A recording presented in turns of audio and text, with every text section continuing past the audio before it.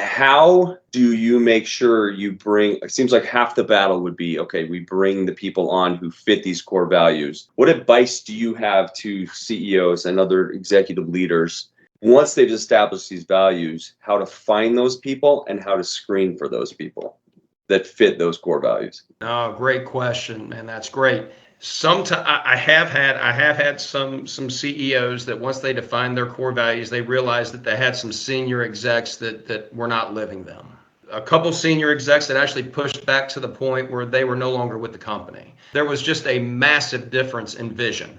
As a CEO, if you want your vision to be carried forward, what better way than core values? But as a CEO, I have to understand exactly what they mean, and I have to explain them very clearly to my executive team. Now, how do they disseminate that through the organization? Through their actions also. But sitting down and speaking with people. Hey, someone's on the line and they're working and they're not doing their best work. You've heard that somebody on the line is not doing their best job. Maybe it's time for an exec manager to walk over and say, listen, I hear you're having some issues and something's going on, but listen, we really believe in integrity here. And that means just doing your absolute best all the time. If you need to take some time, whatever you need to do, but this is a really, really important part of who we are. And you're an important part of our culture, and we need you to perform. Everybody has to be performing.